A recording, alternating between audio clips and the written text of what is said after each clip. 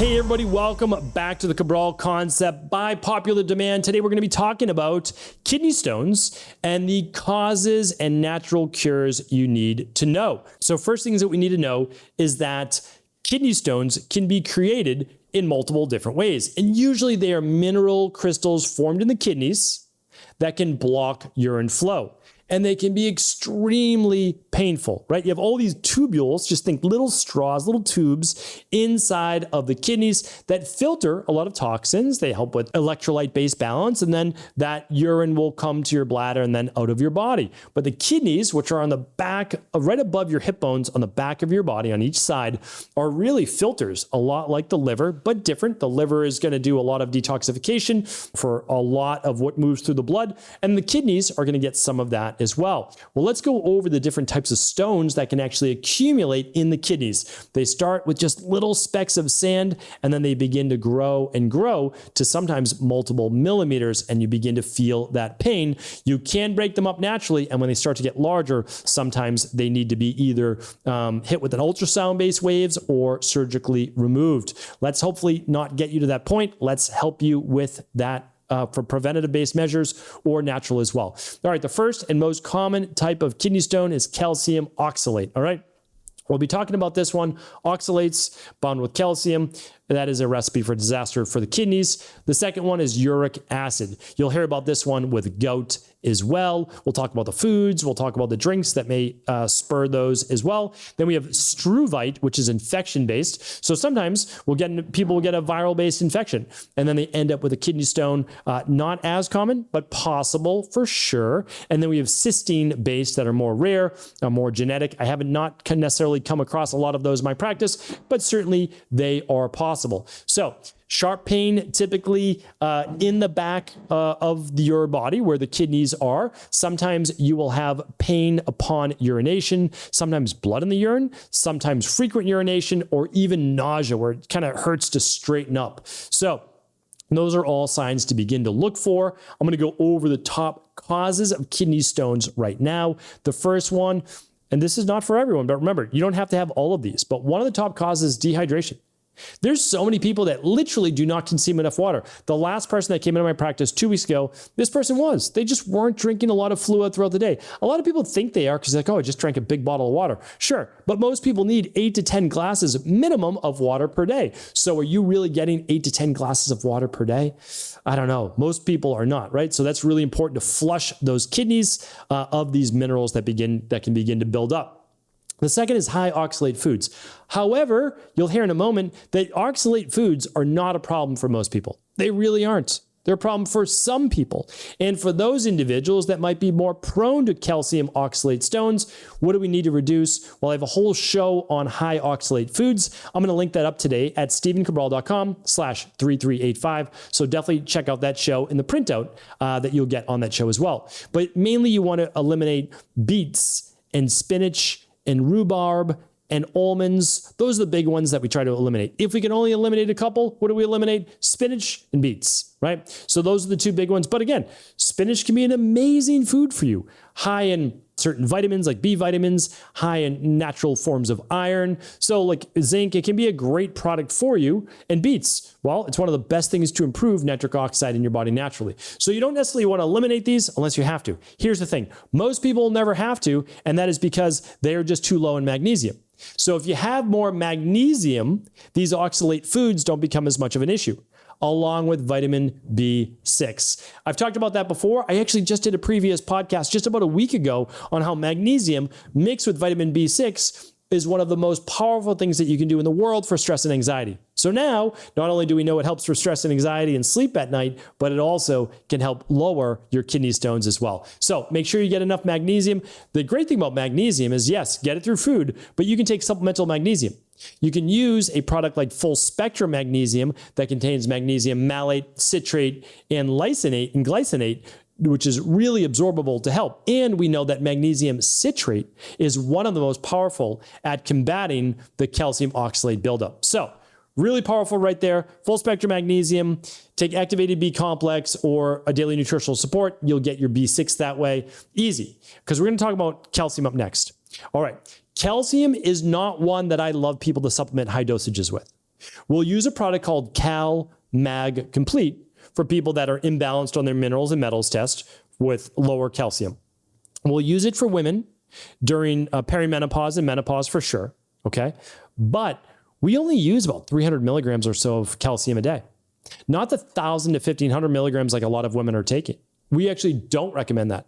We recommend getting calcium from the diet and some supplemental calcium, because supplemental calcium can begin to build up, and not at low dosages, but the high dosages people take, but food-based calcium will not. So I've got another podcast that I'm gonna link up on high calcium foods. I have some plant-based high calcium, and I have some paleo, we'll call it, calcium levels as well. So you need calcium, you really do. It's not going to build up stones, but you don't want high levels of calcium if you're more prone to kidney stones. All right, next is a high animal-based diet. A lot of people talk, oh, meat is the most nutrient-dense food in the world. I'm not disagreeing with that.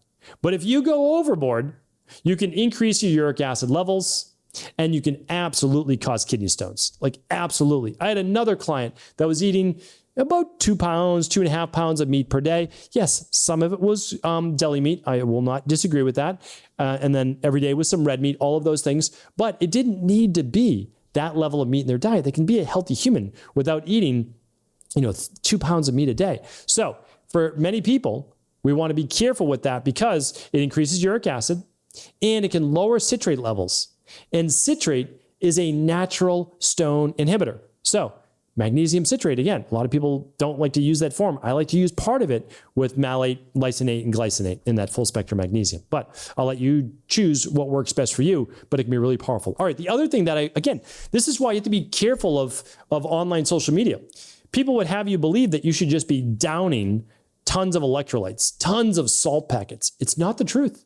It is not the truth. High levels of salt without balancing that with potassium or magnesium can absolutely lead to greater amount of stone formation. So when you look at increasing your sodium, it will increase your calcium excretion. And if it increases your calcium excretion, that goes through your kidneys. So let's be careful of these electrolyte packets with like 1,000 milligrams or more of salt. Can you get a couple thousand milligrams of sodium a day? Yes. Do you need 1,000 milligram packets of sodium? No, unless you're sweating a lot. Then it's a different story, right? So it's always like, it's not that these recommendations can't be useful, but it's also for whom. And most people just do not need massive amounts of salt in their diet. If you're eating out, there's massive amounts of salt already. So yes, a little bit of sea salt on your lunch and dinner, no problem. You go to exercise and you're sweating a lot or doing a sauna and you want to do some electrolytes, no problem. You're just taking down, as I saw online, it was unbelievable. This person is basically eating just like a half a dozen eggs for breakfast and meat and taking down 4,000 milligrams of sodium. I mean, that's not healthy. You can get away with a lot in your 20s and early 30s. Just be careful of what you're reading online. All right. The next one is this: gut imbalances and dysbiosis. If you have candida overgrowth, if you have bacterial overgrowth, there's a certain form of bacteria called Oxalobacter formigenes. And what happens is that can begin to build up more oxalates and allow for more oxalates, which is why we put people through the CBO protocol, especially if we find the candidobacterial dysbiosis, in order to rebalance the gut. Vitamin D and K2, there's a lot of people recommending 10 to 20,000 IUs of vitamin D on a daily basis. Not a good recommendation. No, you can get sun. Most people do really well with 4,000 to 5,000 IUs a day. It's about 100 to 125 micrograms. You have to be careful taking single vitamins at high dosages. Yes, K2 is going to help with that, but it's not enough. You also need the magnesium in there. You need a lot more. Most people do not need to megadose vitamins. They don't. They should take something like a daily activated multi or a daily nutritional support and then add in a little extra of whatever they need. Omega-3s, yes. A little extra vitamin D, I agree. I take between 4,000 and 5,000 IUs every day. Why? I run my vitamin D test and I can see where I am between a 50 and a 70. And I like to be right around the mid 60s. That's my goal for my vitamin D, or upwards of 70. So just be careful, because when you take high dosages of vitamin D, guess what happens? Pulls calcium into the bloodstream. So just be careful with the 10 to 20,000 or more dosages of vitamin D. The last one I want to share with you is this. I love vitamin C. big advocate of it. I think most people could do really well with between 1 and 3 grams per day. Absolutely believe that in divided dosages. How do some people take it? They take 5 or 10 grams to start their day. Again, not the best way to do it because the body can't use all of that. Take 500 milligrams to 1,000 milligrams at a time. Great way to do it unless you're a healthcare practitioner is recommending another way to do it. And if you already have kidney stones, just be careful of using higher dosages of vitamin C. I'd stick with the full spectrum vitamin C, which is more of that food-based one. Now, other people, they don't need it, but I just want to make that recommendation for you. Okay, I need to give you a couple more recommendations that can be for people that already have kidney stones themselves. Now, to give you my disclaimer, I can't provide medical advice, medical treatment plans, medical cures, medical diagnosis. That's not a good thing. But one of the biggest and best things that I've seen is putting a tablespoon of apple cider vinegar in your water. Just has to be once a day. You can take it with a meal, not. You can put a little lemon juice in there as well. These can be great at providing natural citrate and being stone inhibitors. Lots of hydration to start the day. Magnesium, unbelievable product. Big advocate of that. Get more of your calcium from food than from supplements. You can take a little bit, but don't overdo it. 300, maybe 500 milligrams a day. I wouldn't really go too much above that. You want a good daily probiotic support to help balance the gut, or do the CBO protocol if you have bloating and gut dysbiosis. And then there's one particular herb that I wanted to share with you. I've used in my practice many, many times. It's called Chunka Piedra. It is literally called in a Native American-based medicine, the stone breaker. It is referred to as the stone breaker. It works exceptionally well. You can find it pretty much online. We do not offer it at Equilife. It is a specialty-based product, but you'll be able to find very reputable base brands. So that's the number one. Other specialty ones is hydrangea-based root and nettle tea. Those can be excellent as well, but they don't come close to the Chunka Piedra. And that is that. So those are my overall recommendations. If you need to test for gut-based health, you can run the Candida metabolic and vitamins test. But remember these tips, look at that. Everything has an underlying root cause. That's my big takeaway, is remember, yes, kidney stones can be partially hereditary, but they don't have to be. And remember, some people are just more prone to it. Okay, no problem. I'm prone to certain things as well. I can't do certain things. That's okay. Once I know that, then it allows me to stay healthy. If you're someone that's more prone to kidney stones, follow the tips here today, and I'm always happy to do back and forth in the comments, but also create additional shows as well. All of the show notes and previous shows, as well as the other ones on oxalates that I would love you to listen to, will be at stephencabral.com/3385. Do feel free to share the show with anyone you believe it could serve. Take care, everybody. Talk with you tomorrow. Thanks so much for tuning into today's show. Before you go, don't forget to hit that subscribe button. I want to make sure that you're getting our daily content, not missing out on anything. Functional medicine, wellness, weight gain, weight loss, anti-aging, living longer, stronger, and all of the most cutting-edge research. And if there's any topics you want to hear, feel free to leave them in the comments below. Take care.